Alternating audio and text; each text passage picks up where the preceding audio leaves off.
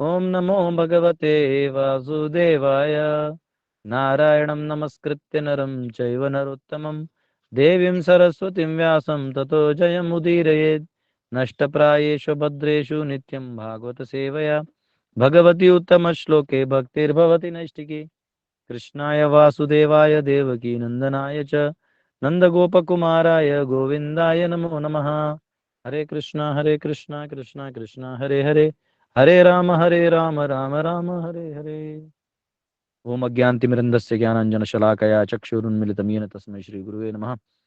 नमो विष्णुपदाय कृष्णप्रेष्ठाय भूतले श्रीमते भक्तिवेदान्तस्वामिनिति नामिने नमस्ते सरस्वती देवे गौरवाणी प्रचारणे निर्विशेष शून्यवादी पाश्चात्य देश तारणे। जय श्री कृष्ण चैतन्य प्रभु नित्यानंद श्री अद्वैत गदाधर शिवासति गौर भक्त वृंद। हरे कृष्णा कृष्णा कृष्णा हरे हरे, हरे राम राम राम हरे हरे। 1.4.16 परावरज्ञः स ऋषिः काले नाव्यरक्तः ररंहसा युगधर्म व्यक्तिकरम प्राप्तम भुवि। एक्चुअली ये अनुष्टुप वाला है माफ करिए, वापस रिसाइट करते हैं। परावरज्ञः स ऋषिः काले नाव्यक्तरंहसा युगधर्म व्यतिकरम प्राप्तम भुवि युगे युगे। The great sage Vyasadeva saw anomalies in the duties of the millennium. This happens on the earth in different ages due to unseen forces in the course of time. तो कल हम इस श्लोक को ऑलमोस्ट ट्रांसलेशन पढ़ के थोड़ा बोले भी थे, परंतु हम चाहते हैं कि इधर से ही कंटिन्यू करें आगे। तो एक चीज यहाँ ध्यान रखना है, यहाँ तीन चीजें हैं, कालेन, अव्यक्त और रमहसा। कालेन यानी by the power of time, इस काल के प्रभाव से अव्यक्त, अनमैनिफेस्टेड यानी जो दिखता नहीं है, काल जो है वो दिखता नहीं है। जैसे भगवत गीता में भी जब क्या बोलते हैं उसको, एलिमेंट्स की बात आती है, तो अव्यक्त भी एक वन ऑफ द फीचर्स है, कॉजेज है। और रमहसा ग्रेट फोर्स, यानी वो ऐसे शक्ति के साथ आती है कि उस परिवर्तन को बदलना ही मुश्किल है। जैसे मैं आपको उदाहरण देता हूँ, काल का प्रभाव देखिए कैसा होता है। जैसे ये उदाहरण मैंने बहुत बार दिया, लेकिन जो नए हैं उनको वापस देता हूँ मैं। जैसे आप लोग किसी क्लासरूम में बैठे हैं, स्कूल में, आप लोग कॉलेजेस में या स्कूल में जाते थे, तो जो सब्जेक्ट आपको पसंद है, जैसे किसी को मैथ्स पसंद है, तो जो मैथ्स का टीचर आता है तो दो तीन इक्वेशन देता है, तो वो बच्चा फटाफट सॉल्व करके करके करके वो घंटी कब बज गया पता ही नहीं चलता था, क्लास कब खत्म हो गया। और वही जब हिस्ट्री या ज्योग्राफी के टीचर आते थे तो धीरे धीरे पढ़ाते थे, ऐसा लगता है वो कांटा सेकंड का भी ऐसा टक टक टक वो दिखता था, उस सेकंड के कांटे का आवाज भी आता था। इतना माइंड जो है वो अनएक्सेप्टेबल रहता था उस बोरिंग क्लास को। तो जब हमें कोई चीज मन में पसंद नहीं है तो हमें काल उसी चीज से जड़ता प्रदान करती है और हमें पूरा स्टक वाला फीलिंग देती है। और जब हमें वो कोई चीज पसंद है, ट्यून्ड है, तब हमें काल क्या करता है, हमें एनहांस्ड यानी फास्ट हो गया सब कुछ, आप अचीवेबल हो गए हो, सक्सेसफुल हो गए हो, ये वाला फीलिंग देता है। जैसे हम सब धन कमाना चाहते हैं, तो धन क्यों कमाना चाहते हैं? क्योंकि हमें बताया गया है कि बहुत ज्यादा पैसा अगर रहेगा तो आपके पास बहुत सारा संपत्ति रहेगा, बहुत सारा संपत्ति रहेगा तो आप बहुत सारा एंजॉय कर सकते हो। तो चलो हम कन्विंस हो जाते हैं, ध्यान से देखो, हमारा मन कन्विंस हो गया है। अब मन धन के लिए कन्विंस हो गया है। अब जब जब धन मिलेगा मन खुश होगा, और मन खुश होगा तो आपको लगेगा ये सब दुनिया मेरे कंट्रोल में है, क्योंकि काल ये वो काल वो फीलिंग देता है कि अब आपके कंट्रोल में है सब कुछ। और फिर जब समझो मन के हिसाब से नहीं हुआ, तो फिर वो आपको जड़ता प्रदान करता है काल। तो ये पावर है, कनेक्शन है माइंड और काल का, ये कनेक्शन है। तो काल का हमारे भौतिक शरीर पे भी एक परिणाम है, यानी वो बचपन से लेके बुढ़ापे तक एक उम्र में वो जाते ही रहेगा, वो अपना चेंजेस करते रहेगा। आप कितना भी इसे टाइटिंग कर लो, स्किनिंग कर लो, क्या क्या कर लो, है ना, चाहे तो हेल्दी फाइमी ऐप डाउनलोड कर लो, उनके एडवाइस से खाना खा लो, कुछ भी कर लो, आपको लास्ट में जो एजिंग है वो होते ही रहेगा। लेकिन भगवान इतने दयालु है, आप बोलोगे एजिंग रखा हुआ है, ये टाइम के हिसाब से परिवर्तन रखा है, क्या आप में से कोई बता सकता है ये परिवर्तन का क्या फायदा है? भगवान क्या चाहते हैं इस परिवर्तन से? जैसे मैं आपको थोड़ा आप बताने से पहले और एक चीज बताता हूँ। जैसे ये भौतिक प्रकृति पे परिवर्तन होता है। हाँ, जो आज घर है वो कल मट्टी का ढेर हो जाएगा, जो आज मट्टी का ढेर है कल पहाड़ हो जाएगा, जो जल है वो थल हो जाएगा, थल है वो जल हो जाएगा। ये सब चलते आ रहा है काल के प्रभाव से। सीजन्स चेंज हो रहे हैं, प्रकृति का चेंजेस है, शरीर में हमारे एजिंग का चेंजेस है, हमारे माइंड में भी चेंजेस हैं। जैसे जो मन का हमारा विचार भावना 5 साल में रहता है वो 15 साल में नहीं रहता। जो 15 साल में है वो आज 40 साल में नहीं रहता। जो 40 में है वो 60 में नहीं रहता। हाँ, हमारा मन भी चेंज होता है, बुद्धि का जो कॉन्शियसनेस का लेवल है वो भी चेंज होता है। ये सारे चीजें चेंज होते रहती है। ये काल करता है, ये दिखता नहीं है, और ये फोर्सफुली एक्ट करता है। आप इसको कुछ नहीं कर सकते। आपका अगर बाल पकना है तो पकेगा ही, आंटी आंटी आंटी वाला फीलिंग आएगा ही आपको, कुछ नहीं कर सकते। तो ये आप में से कोई बताएगा कि भगवान ये क्यों काल को डाल के सब चेंजेस करवाते हैं, सब सीधा सीधा रख देते, कुछ नहीं बदलते तो अच्छा था। हरे कृष्णा प्रभु जी। हाँ बोलिए। प्रभु जी ये दिखाने के लिए कि समय सदैव सबका एक जैसा नहीं रहता। ठीक है, वेरी गुड, ये भी बहुत अच्छा है। और कोई? प्रभु जी जो सर के उसी का नाम भगवान का नाम संसार है क्या प्रभु है? जी। हमको काल के बारे में बताइए, इधर उधर का डायलॉग मत मारिए। उससे हम लोग आसक्त नहीं रहे इसके लिए। हम किसी प्रभु चीज जी के प्रति आसक्त ना रहें इसके लिए। वेरी गुड, ये बहुत अच्छा जवाब है। प्रभु जी भगवान ने गीता में जो है बताया है कि सबको कुछ काल के जो है अधीन है, और सब कुछ मेरे ही कंट्रोल में है। तो मैंने तुम जो है कितना भी ना जो है चाहे तो वो अपना सर एक दिन नहीं, कुछ भी आप छीन बात सही लेंगे। कह रहे हो। मैं ये कह रहा हूँ कि काल भगवान क्यों क्यों किया, वो तो उनके अधीन है, मैं भी समझ गया। कालोस्मी भरतर्षभा, लेकिन ऐसा क्यों करके रखा है? काल हटा दो, सब ओके ओके हो जाएगा, सर प्रभु जी फिर हमें इटर्नल कुछ कोई इटर्नल है परिवर्तन ही क्या नहीं नहीं होगा। कि ऐसे ब्रह्म जिज्ञासा है कि कुछ इटर्नल जैसे है कि जैसे नहीं। जो सुनिए, मैं बता रहा हूँ, जैसे अगर कोई अमीर है तो हमेशा अमीर रहेगा, जो गरीब है हमेशा गरीब रहेगा, वो लड़ेगा ही नहीं अमीर बनने के लिए, उसको मालूम है काल मुझे अमीर नहीं बनाएगा, तो टेंशन खत्म, अमीर भी हमेशा अमीर रहेगा। फिर जो पौधा है वो हमेशा के लिए धान हमेशा लगा रहेगा, थोड़ा धान आ जाना चाहिए, आपको लगाने का जरूरत नहीं है। हरे कृष्णा प्रभु जी। अगर हाँ, ये बोलिए। अगर ये एक मिनट, आपसे पहले किसी ने ब्रह्म ब्रह्म के बारे में बोला, उनसे सुनना चाहता हूँ, फिर आप भी बोलिए प्रभू जी। प्रभू जी तसं कालचा प्रभाव हरिओम। आल्यानंतर हाँ काय हाँ, लागतं की अरे हे तर सगळं नश्वर आहे, मग काहीतरी शाश्वत काय का सगळंच असं आहे, मग ती ब्रह्म जिज्ञासा वाढायला लागते की अरे काय आहे हे जग, काय आहे? कोण आहे ह्याचा मालक, कोण वेरी आहे गुड वेरी गुड, आपका भी जवाब बहुत सुंदर। और एक प्रभु जी अभी कोई दे रहे थे। हरे कृष्ण। हरे कृष्णा प्रभु जी। हम्म। और जी मतलब इसलिए कि क्योंकि एवरीथिंग इज, हर चीज टेम्पररी है, लिमिटेड है, और वो और मतलब टेम्पररी और लिमिटेड है, इसके लिए शायद। नहीं नहीं, तो काय को किया ना, मैं क्यों पूछ रहा हूँ, भगवान ने क्यों किया, वो तो उसका फीचर हो गया, क्यों टेम्पररी है, लिमिटेड है। ताकि हम ये रियलाइज कर सके कि अल्टीमेट क्या है, हमारा लक्ष्य क्या है। ठीक है। प्रभु जी और अभी और कोई? प्रभु जी हरे जिन्होंने कृष्णा। जिन्होंने एक बार जवाब दे दिया है, जिन्होंने एक बार जवाब दे दिया हो वो कृपया करके वापस ना दे, भले आपको नए आंसर आ रहे हैं दिमाग में, क्योंकि मैं चाहता हूँ और सबको मौका थोड़ा थोड़ा दीजिए। क्योंकि इससे परे भी एक धाम है जो कि सनातन धाम है, वहां पे कोई मरता नहीं, कुछ नहीं करता है, इसलिए वहां पे जाना है। तो अगर हम यहाँ पे सनातन के लिए रहना चालू कर दे तो फिर उसको पता ही नहीं चलेगा कि इससे परे भी कुछ है। तो जब यहाँ पे जब हर चीज जब नष्ट होता है तो तब जाके वो सोचे कि इससे क्या ऐसा कोई चीज है जो कभी ना खत्म हो, सनातन के लिए हो, तब फिर वो भगवान के फिर और चीजों के बारे में जिज्ञासा करेगा और जानेगा। ठीक है, ठीक है। और कोई? भगवान को ये बताना है कि कोई भी चीज परमानेंट नहीं है, टेम्पररी है। ठीक है, जो जवाब ऑलरेडी हो चुका हो उसको रिपीट मत करिए। प्रभु जी अगर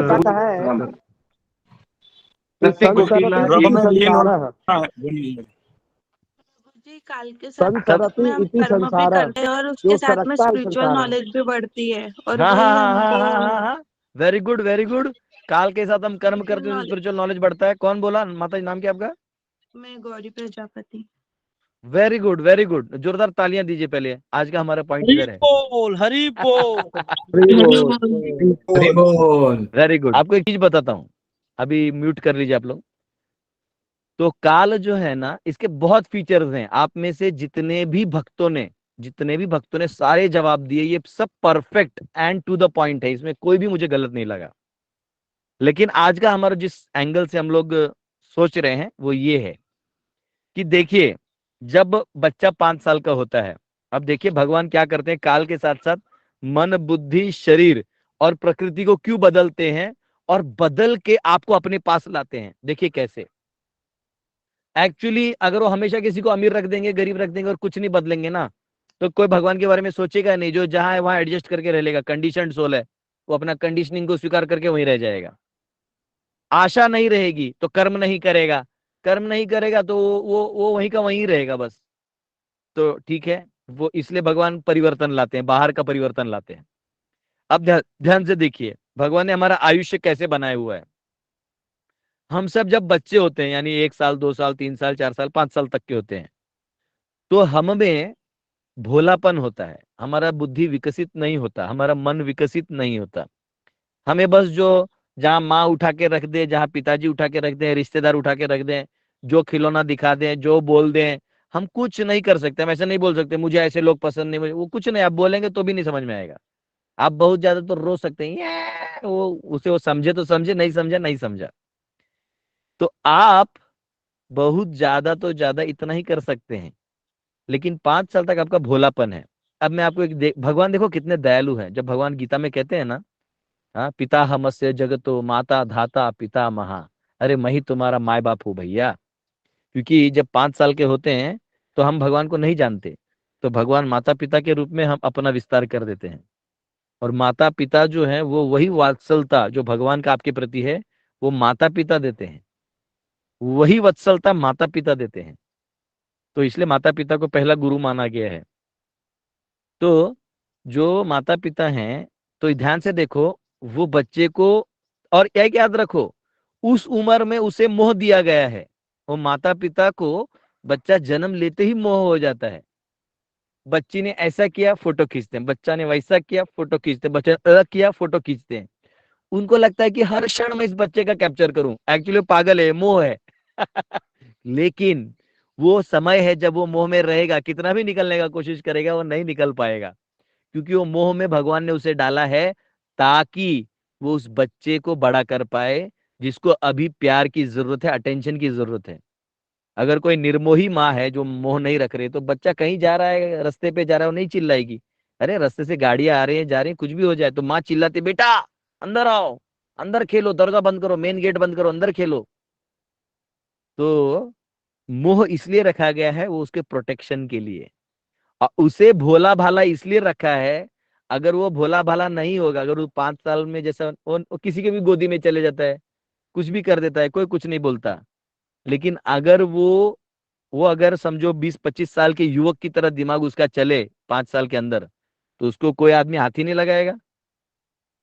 तभी आने वाले जो आंटी लोग को वो अपनी गर्लफ्रेंड समझना चालू कर दे, तो वो उसका काम होगा नहीं। तो वो जो भाव है मन का, वो जो विकार है, वो उस समय नहीं है उधर, वो बहुत निर्मल है, उसको वो प्रोटेक्शन है उसका। जब वो बड़ा हो जाता है, 5 से बड़ा हो जाए, तो 5 से 15 वो केवल ऑब्जर्वेशन करता है, वो केवल देखता है और सीखता है, देखता है सीखता है।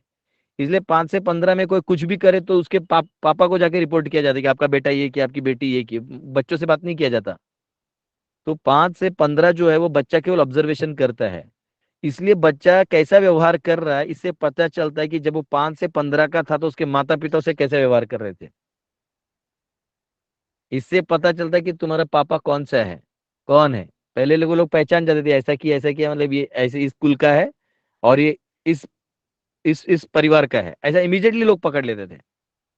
तो भगवान ने काल के परिवर्तन में उसका एडवांसमेंट रखा है। ध्यान से देखो, अब वो दुनिया से अनुभव लेगा और आगे वाले अनुभवी लोगों का भी इधर अनुकरण कर सकता है। अब जब वो 18-16 से लेके 25 तक होता है, तो उसको युवा अवस्था होती है। वो चाहता है कि मेरा कोई पति हो, मेरा कोई पत्नी हो, मेरा अपना कोई हो, जिसको हम मिलके रहें। ये भाव अपने आप आता है, उसको कोई लेक्चर नहीं देता, अपने आप आता है। कोई हमको कोई कोर्सेज करवाने की जरूरत नहीं, वो अपने आप आने वाला चीज है। भगवान ही टाइम पे वो कोर्स एडमिट कर देते अंदर में। अब उसमें उसको जो है वो खोजते रहता है, हर शादी में जाता है तो ये लड़की मेरे लिए पसंद है, लड़की लोग बोलता है नहीं ये लड़का ठीक है, ये कमाता है, अरे ये नहीं, ये अच्छा है, ये बुरा है। ये एनालिसिस 25 तक चलता है, और वो मोह तभी काम आता है। और असली में तो लड़कियों का शादी 16 में और लड़कों का 18-20 में हो जाना चाहिए, ये आइडियल है, ये शास्त्रिक है, मनुस्मृति में भी है, भागवत में भी है, प्रभुपाद ने तात्पर्य में लिखा है। लेकिन समाज के अंदर अभी सरकारी कानून में कुछ 21 कर दिया है, तो अपनी जगह वो देखें, परंतु आइडियली ये है, ये मनुष्य के लिए बेस्ट है, क्योंकि वो समय होता है जब वो आश्रित होना चाहते हैं, और तभी वो अहंग जो पुरुष होता है, जो स्पेशली जो पुरुष शरीर में है, वो आश्रित देने में विश्वास करता है, वो थोड़ा सपनों की दुनिया में रहता है कि फ्लाइट क्रैश होगा तो मैं सबको बचाऊंगा, वो उसका दिमाग में ऐसे ही चलता रहता है, कुछ तो पुरुषार्थ भाव वाला, कि ऐसा होगा तो मैं कुछ करूंगा, ऐसा होगा मैं करूंगा, है ना, लाइक मैं वाला चीज होता है। तो वो जो भाव है, अहम भाव है, उससे ये जो प्रकृति है, यानी जो स्त्री शरीर में है बच्चा, वो एक्चुअली इन दोनों को कंपेटिबिलिटी हो जाता है। लेकिन लेकिन अगर सही समय पे शादी नहीं हुआ तो लड़की को पुरुषार्थ भाव आने लगता है, और इसका भी सही शादी नहीं हुआ तो ये प्रकृति की तरह डील करने लगता है, तो उल्टा हो जाता है, फिर गड़बड़ा जाता है गणित। और उस समय में जब पति संघर्ष कर रहा हो और पत्नी मदद करती है, तो जो बॉन्डिंग बनता है ना एक दूसरे का, वो लंबे समय तक चलता है, जो याद रखना 60 में काम आने वाला, मैं बताऊंगा आगे काल कैसे चलता है। तो उसके बाद यही जो बॉन्डिंग है, इससे जो है फिर अगला संतति पैदा होता है, और इमीडिएटली पैदा होते ही इनका अपना तो बॉन्डिंग क्लियर हो जाता है कि ये सब कुछ है नहीं, मोह माया है। लेकिन बच्चे आगे जिम्मेदारी कर्तव्य बुद्धि आ जाती है, और मोह आ गया, ध्यान रखिए, भगवान जानते हैं भाग जाएगा, इसलिए मोह दे के रखा है, भागना नहीं। हाँ, अपने बेटे को लो, गले लगाओ, मेरा बेटा, आ, तेरा बेटा, हाँ तेरा तेरा है, चल संभाल। इसलिए देखिएगा सब लोग अपना बच्चा के लिए कितना वो करता है, तत्पर रहता है। और उसके बाद वहां से जब वो मोह चलते चलते जब माता जी 36 की हो जाती हैं, और आदमी को 30 में ही जो है वो वैराग्य बुद्धि आ जाता है। वैराग्य यानी उनको कर्तव्य बुद्धि के साथ साथ थोड़ा सा इंक्विजिटिव बुद्धि बोलते हैं, फिलोसोफर बन जाता है। ऐसा कहते हैं कि अगर आपको मनपसंद शादी हो जाए तो आप थोड़े दिनों में फ्रस्ट्रेट होके फिलोसोफर बन जाते हैं, और अरेंज मैरिज भी करेंगे तो ये उम्र में फिर वापस फिलोसोफर बन जाते हैं। इसलिए जितने भी हमारे प्रोग्राम्स में लोग आते हैं 30 और 35 वाले होते हैं, उनको बहुत खोजना होता है क्या हुआ एक्चुअली, मैंने क्या गड़बड़ किया। तो वो खोजने के लिए आ जाते हैं। तो 30 में आदमी इंक्विजिटिव हो जाता है, और 36 से लेके 40 के बीच में माता जी जो हैं, जिन्होंने सही समय पे बच्चों को पालन कर दिया और बड़े हो गए थोड़े बच्चे, तो 40 तक उन्हें जो है वो मैच्योरिटी आ जाती है, उन्हें भी अब इस दुनिया के संसार के मोह में कुछ नहीं रहता। फिर पति और पत्नी दोनों मिलके स्पिरिचुअलिटी को सीख करते हैं, आध्यात्म का शरण लेते हैं। यहाँ बच्चे बड़े हो रहे हैं, और यहाँ आप गुरु के चरणों में अपने ज्ञान को ले रहे हो, सेवा दे रहे हो, तो यहाँ आपका अध्यात्म बढ़ रहा है। और फिर जब बच्चे विवाह कर लेते हैं और बच्चों के बच्चे हो जाते हैं, तो याद रखिएगा, जब पति 25 का था, पत्नी 22 की थी, तभी पत्नी ने पूरा सेवा किया पति का, और पति के हर संघर्ष में अपना हाथ बटाई, ये पति कभी नहीं भूलता। और वही जब वर्णाश्रम पालन करके जब माता जी 55 से 60 में जाती हैं, तो माता जी लोग का दिमाग उल्टा घूमता है। वो देखते हैं कि ये बहू मेरा बात नहीं मान रही, ये मेरा बात नहीं मान रहा, वो मेरा बात नहीं सुनते, मेरा को कोई समझ के नहीं लेता।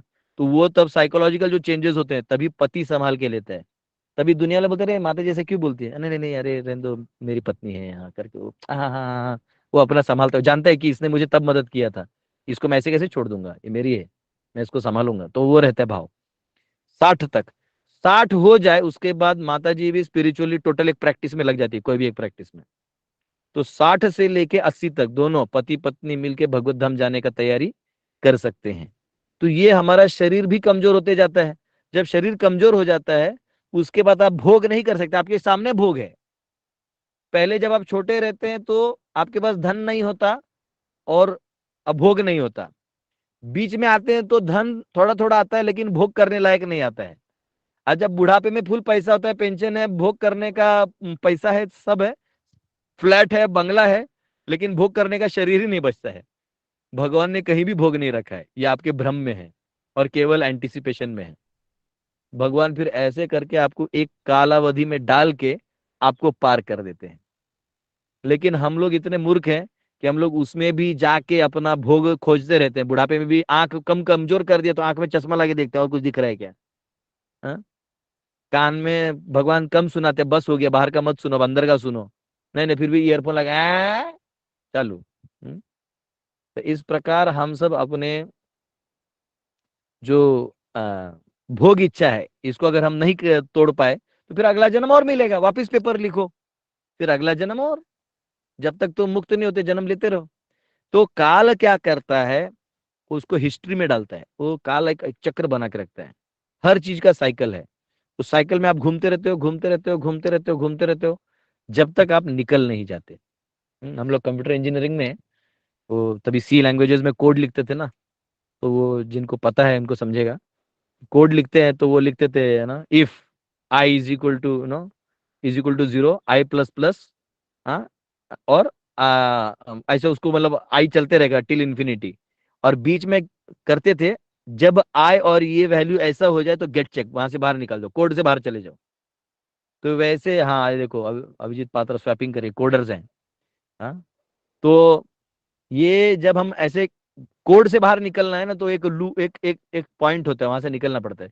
तो जब इस संसार से आपका क्लियर हो जाए कि ये संसार एक जाल है और भगवान शाश्वत है, जो अभी आप बहुत लोगों ने आपने बताया कि काल ये बताता है कि अशाश्वत है, वो शाश्वत है, और उसके पीछे हम भागें और भगवान के दिए हुए वर्ण व्यवस्था को, वर्णाश्रम की व्यवस्था को जीवन में जीते हुए, भगवान हरि की भक्ति करते हुए हम आगे बढ़ें, तो हम पार हो जाएंगे। ये काल की शक्ति है। ठीक है, तो ये इस श्लोक का पावर है कि वो अव्यक्त है, दिखता नहीं, रमहसा, बहुत पावर से काम करता है, आप उसको कुछ नहीं कर सकते। और वो काले न, ये टाइम का पावर है। ठीक है, अब हम लोग 17वें और 18वां श्लोक एक साथ है, उसको गाते हैं। इसमें वेद व्यास जी का त्रिकाल दर्शन दिखाई देता है। त्रिकाल दर्शन यानी भूत, वर्तमान और भविष्य देखना का जो सामर्थ्य है, इसको त्रिकाल दर्शन कहते हैं।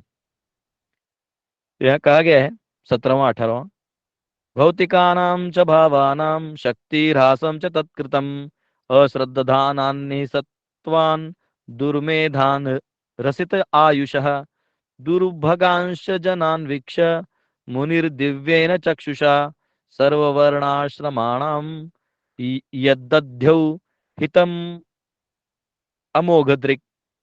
The great sage, who was fully equipped in knowledge, could see through his transcendental vision the deterioration of everything material due to the influence of the age. He could also see that the faithless people in general would be reduced in duration of life and would be impatient due to lack of goodness. Thus, he contemplated for the welfare of men in all statuses and orders of life. तो इस प्रकार व्यासदेव ने वो सरस्वती नदी के किनारे बैठ के वो ध्यान कर रहे थे, और ध्यान करके वो आगे का देख रहे थे, तो उन्हें दिखाई दे रहा था, हाँ, शक्ति रासम।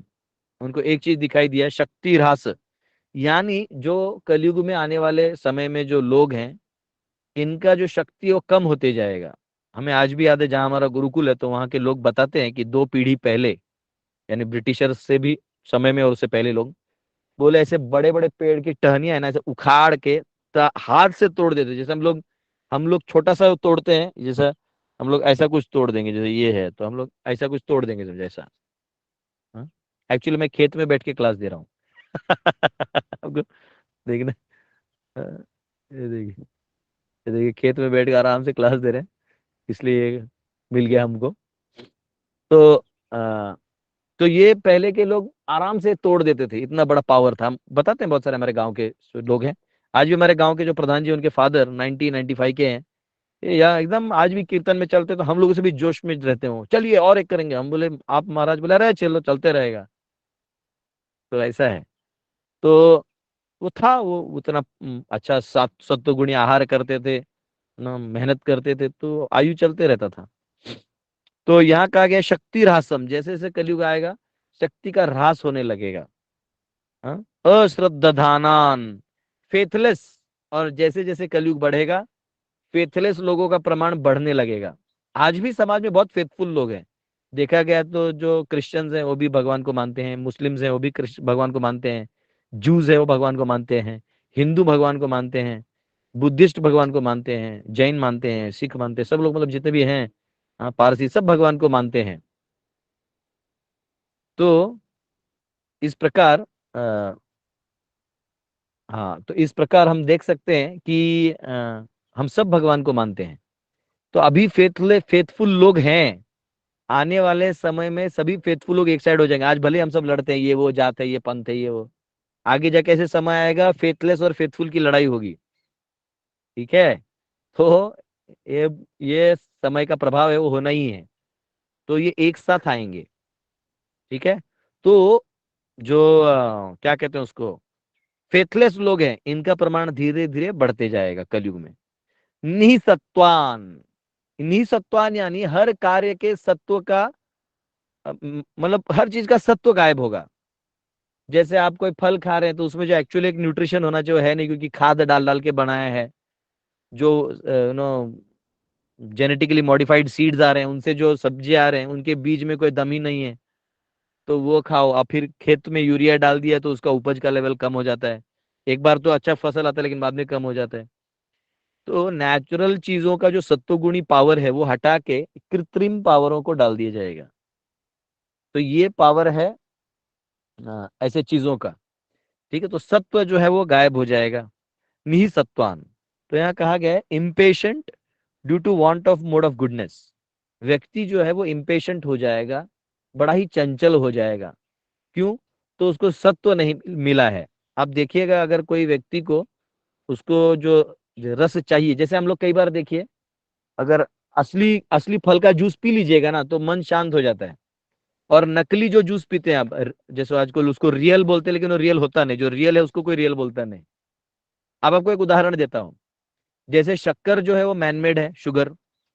अब गन्ने का जूस है वो नेचुरल है। आप गन्ने का जूस पेट भरने तक पी सकते हैं, लेकिन शक्कर का पानी आप गले में खखाने तक ही पी सकते हैं, उसको 1-2 ग्लास से ज्यादा नहीं पी सकते। जबकि गन्ने का जूस आप 5 ग्लास, 6 ग्लास, 8 ग्लास, जब तक पेट नहीं भरता। आप नेचुरल फल ले लो, जो नेचुरल फल है, आप आम पेट भरने तक खा सकते हो। लेकिन वो जो मैंगो जूस आता है फ्रूटी का या जो भी, आप उसको, नकली है ना, तो आप किसको पीते नहीं, उसका तब तक आपको तृप्ति होगी नहीं जब तक ओरिजिनल आम नहीं आएगा। हाँ? एक लड़का था, उसने लव मैरिज किया था, राजपूत था। तो वो कोई कोचिंग चलाता था, तो जो रिसेप्शनिस्ट थी उसी से उसको प्यार हो गया, जो सो कॉल्ड जो भी, शादी किया, कोई बात नहीं, शादी किया। तो बाद में शादी तो हो गया, फिर जो शादी हो तो अब वो बन गई मालकिन। तो दूसरी लड़की आई रिसेप्शनिस्ट, अब ये उससे भी प्यार कर लिया, तो अब वो उससे भी शादी करना चाहता था। तो वो हमारे जो एक हैं भक्त, उनके पास गया वो, क्योंकि उन्हीं का पहचान का था। उनको बोला, प्रभु जी मैं शादी करना, तो बोला, अरे ऐसे कैसे कर सकते हो, वो पहली पत्नी है, उसका परमिशन नहीं मिलेगा, तुम कैसे ऐसा। बोलते नहीं। तो बोले ठीक है, वो बोले गदाधर को बोलो, वो बात करेगा, वो तुमको समझ सकता है। तो मेरे पास आया, बोले प्रभु जी ऐसे ऐसा मेरा प्रॉब्लम है।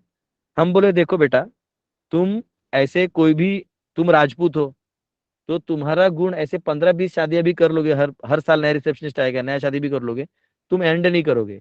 तुम एक काम करो, एक राजपुतानी से शादी कर लो, तो तुम्हारा जो माइंड है ना वो मैच करेगा। अब वो और तुम्हारा माइंड मैच करेगा तो गुण कर्म जो है तुम्हारे एक साथ आगे बढ़ सकते हैं, तब तुम्हें वो समझ के ले सकती है, तब वो आगे बढ़ेगा। ये आजकल का जो लव है उसमें गुण मैच होता नहीं है। तो गुण मैच होता नहीं तो कंपेटेबिलिटी होता नहीं, फिर आदमी या तो एक दूसरे को छोड़ देते, लड़ाई झगड़ा करते हैं, और सरकार भी बहुत कुछ अलाउ करता है। तो इसलिए गुणों को मैच करके विवाह करना बहुत जरूरी है।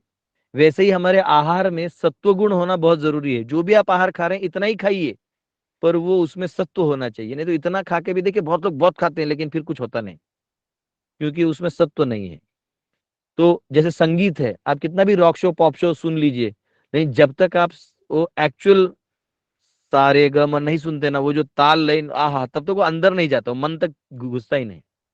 और वो सुनने के बाद फिर आपको कुछ सुनने का मन नहीं करता।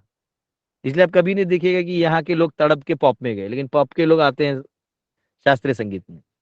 इसलिए इवन सत्वगुण, फिलॉसफी में सत्वगुण होना चाहिए। जैसे आप कभी सिद्धांत बताते हैं तो ईश्वर से, ईश्वर प्रणिधान सत्य होना चाहिए। आप तत्व को ऐसे बताइए, ये नहीं कि आप मोटिवेशनल बोले जा रहे हैं, आज ये बोल रहे हैं, कल वो बोल रहे हैं, परसों ये बोल रहे हैं। ऐसे आप असंख्य साल बोलते रह सकते हैं और आपसे कोई मोटिवेट नहीं होने वाला है। लेकिन आप भगवान हरि के बारे में एक लाइन बोल दीजिए, वो आजीवन मोटिवेट हो जाएगा। तो हर चीज का अपना एक सत्व होता है। आजकल लोग दिखावे के लिए बहुत कुछ कर रहे हैं। जैसे कुछ भी मुझे ये पता नहीं था, जो क्रिकेट मैच में आवाज आता है ना, जैसे खेलते हैं क्रिकेट तो आवाज आता है, ये वो छक्का मारा, बाउंसर मारा, तो पहले मुझे लगता था स्टेडियम का आवाज, इतने सारे लोग आवाज कैसे रिकॉर्ड कर लेते लोग, मैं सोचता था, तो पता नहीं था। लेकिन जब लॉकडाउन में मैच लगा, फिर भी आवाज आ रहा था, मैंने बोला स्टेडियम में तो कोई है ही नहीं, फिर पता चला इन लोग पीछे से बजा के रखते। तो वैसे ये इफेक्ट में दुनिया चल रही है, तो हमें इफेक्ट से हट के हमें सत्व गुण का अवलंबन करना होगा। दुर्मेधान, यानी कलयुग के लोग जो हैं दुर्मेधान, दुमेध, यानी उनका जो डल विटेड होंगे, यानी उनका जो बुद्धि होगा वो डल होगा। डल यानी वो कम विचार के होंगे, उनका दिमाग कम चलेगा, उनको याद ही नहीं रहेगा कल क्या बोला था, आज क्या बोला है। इसलिए आजकल देखो जितने लड़ाई झगड़ा होता है ये होता है, तुमने ये बोला था, तुमने वो बोला था, हाँ क्या बोले, नहीं मैं ऐसा नहीं बोलता, वो खुद ही कंफ्यूज रहता है, बोला है नहीं बोला है। इस प्रकार से वो कंफ्यूज होते हैं। दुर्मेधान।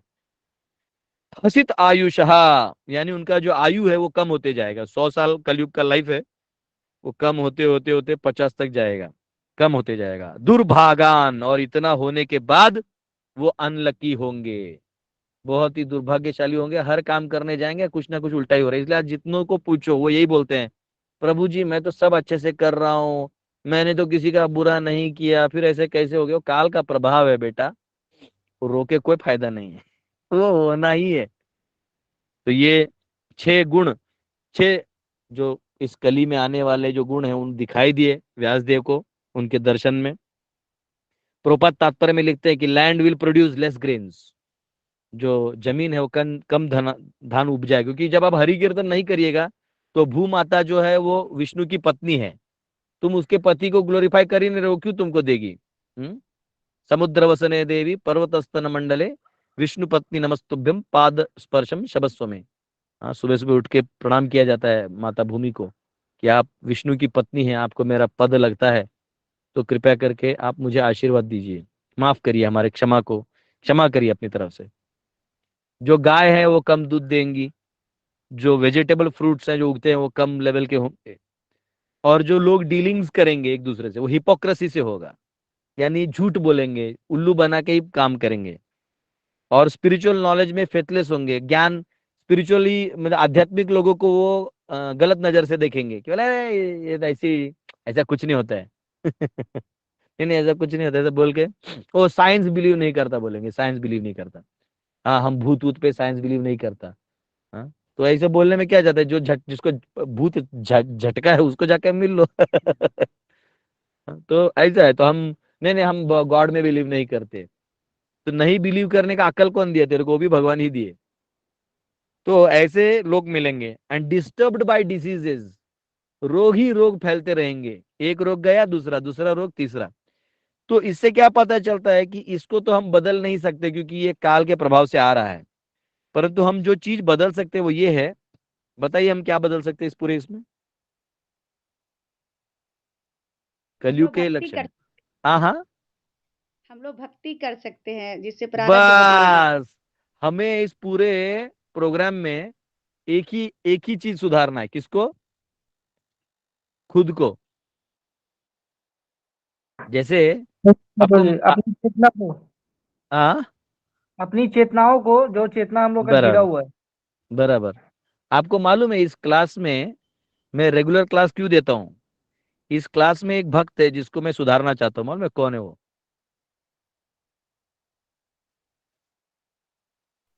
आप खुद। मैं हूँ सर, मैं भागवतम करता हूँ ताकि मैं भी पढ़ूं, आपको भी बताऊं, और फिर मैं सुधर जाऊं और आप भी सुधर जाएं। तो ऐसा है।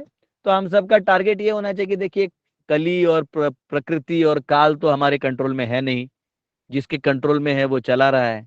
तो हम क्या कर सकते हैं, हम कम से कम अपने आप में सुधारना ला सकते हैं। ठीक है, बहुत बहुत धन्यवाद आप सबका। एक कोई क्वेश्चन है तो पूछ लीजिए। हरे कृष्णा। हरे कृष्णा प्रभु जी।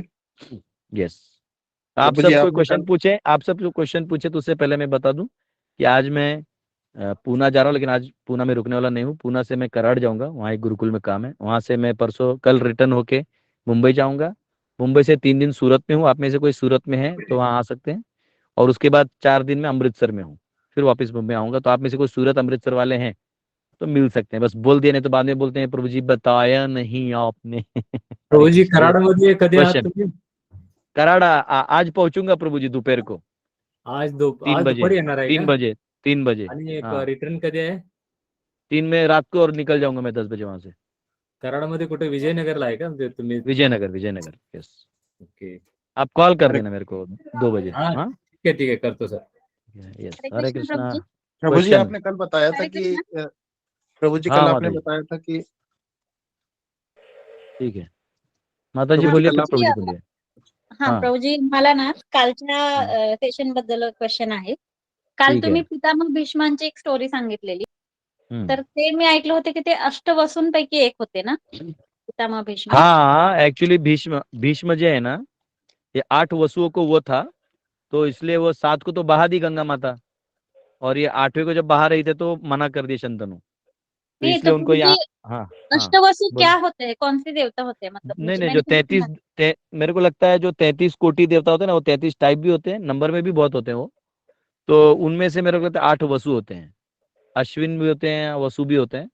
वो बृहदारण्यक उपनिषद में आता है, थोड़ा मेरे को अभी मेरा ग्रंथ है नहीं सामने, तो वो मैं पढ़ के बताऊंगा माता जी क्या है, मेरे को ढूंढना। और एक क्वेश्चन था प्रभु जी. हम्म, मैंने मतलब मैं मेरी बेटियों को महाभारत वगैरह दिखाती हूँ, मतलब हम्म, सुनाती हूँ, हम्म, तो किसी ने मुझे बोला कि उसमें बहुत सारा पॉलिटिक्स रहता है और छोटे बच्चों को नहीं है. ऐसा कुछ है क्या प्रभु जी? फिर कब कब देखिए, दिखाएंगे उनको? देखो आपको एक चीज बताता हूँ, जितने भी राजा महाराजा होते हैं ना, सुनो, हम्म. राजा महाराजा होते हैं, ये अपने बच्चे को 5 साल से राजनीति सिखा देते हैं। हाँ.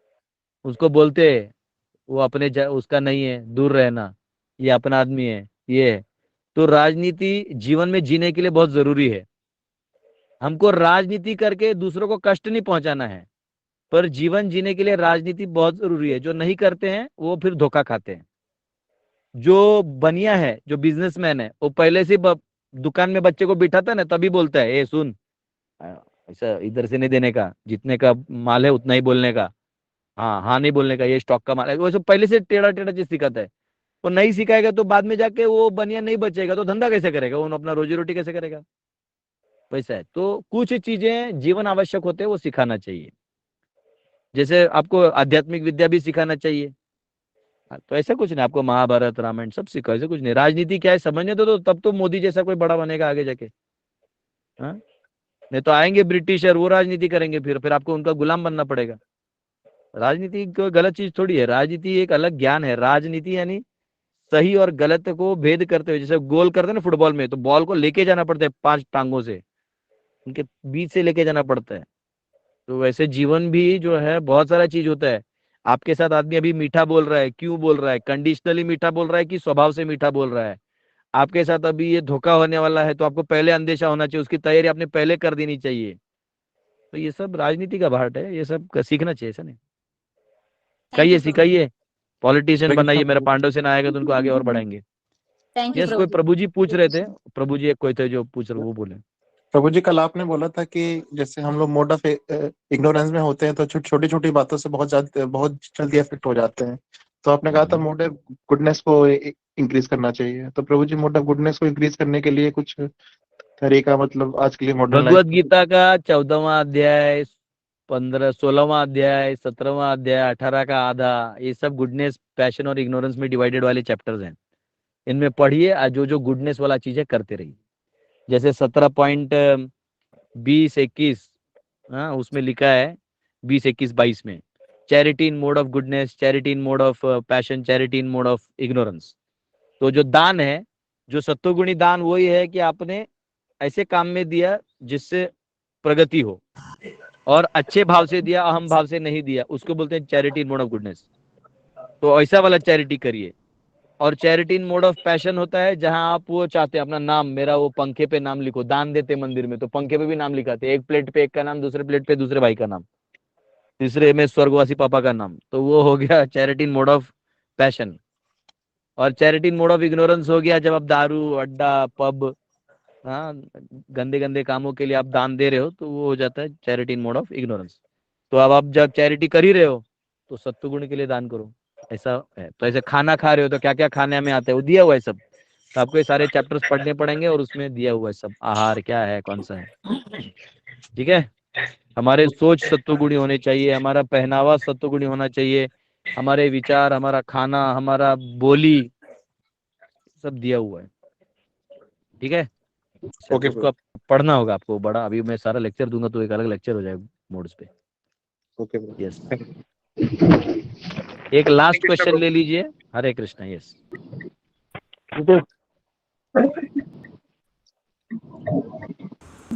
गुरुदेव, यस बोलिए। कराडला आज किती 3 वाजता वाजता. येणार आहे तुम्ही? 3 वाजता. मला लोकेशन पाठव, मी येतो तुम्हाला तिकडे भेटायला. हो चालेल, मला कॉल करा 2 वाजता. हो. यस, एक क्वेश्चन और ले सकते हैं, क्वेश्चन पूछना चाहते थे। हेलो, हरे कृष्णा प्रभु जी। बोलिए माता जी।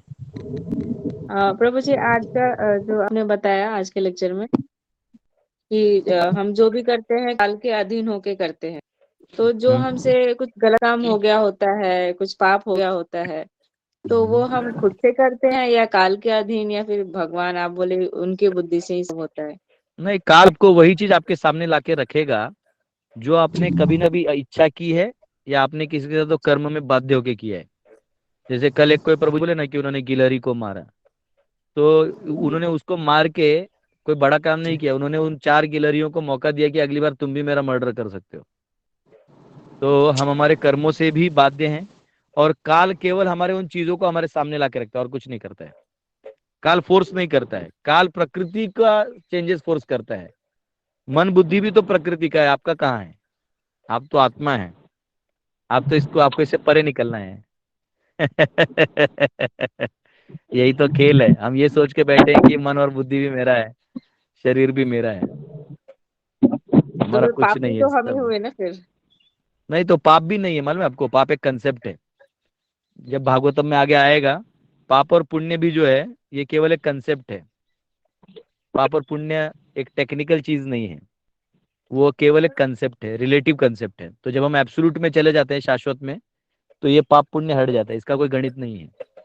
जैसे पाप क्या है, समझो आपका घर में टीवी है और टीवी आपका, आपने खरीद के रखा है। मानसिक अधिकार आपका है, शारीरिक अधिकार आपका है, आर्थिक अधिकार आपका है। मैं आऊं आपके घर से और टीवी उठा के ले जाऊं, तो पाप कब कहा जाएगा? अगर आपका मैं कोई रिश्तेदार हूं और आपको ये है कि नहीं ये तो मेरा भैया है, लेके जाएगा, कोई दिक्कत नहीं, तो आप, वो पाप नहीं हुआ क्योंकि आपके मन में आहत नहीं हुई। लेकिन अगर मैं बाहर वाला हूं और लेके जाऊं और आप मुझे अपना नहीं मानते, तो आपको दुख होगा। तो मानसिक हनन हुआ, तो वो बस रिएक्शन में मुझे एक आपकी तरफ से कभी मानसिक हनन मिलेगा, तो क्योंकि मुझे कुछ रिएक्शन में बुरा मिलेगा, तो इसलिए उसको पाप कहा जाता है। बात समझे? बड़ा डेफिनेशन है, कभी बाद में पढ़ेंगे। ठीक है, ज्यादा विद्वान हो जाएंगे तो फिर घर से फिर आपको बोलेंगे बाप रे बाप बहुत ज्ञानी हो गए। तो पाप और पुण्य भी जो है ना, वो मन बुद्धि और अहंकार के अंदर आता है। इसलिए जब आदमी भागवत धर्म का पालन करता है, तो वो कहते हैं हरि मुखे मणा पुण्याची गणना कौन करी। अरे हरि मुख से हरि बोलो कि पुण्य और पाप कौन गिनता है? ठीक है, हरे कृष्णा। हरे कृष्ण अभी प्रभु जी। हम सब कल मिलेंगे, बहुत बहुत धन्यवाद। हरे कृष्णा प्रभु जी। हरे कृष्णा। हरे कृष्ण प्रभु जी। हरे कृष्णा प्रभु जी। ठीक है, हरे कृष्णा प्रभु जी। हाँ, हाँ, हाँ।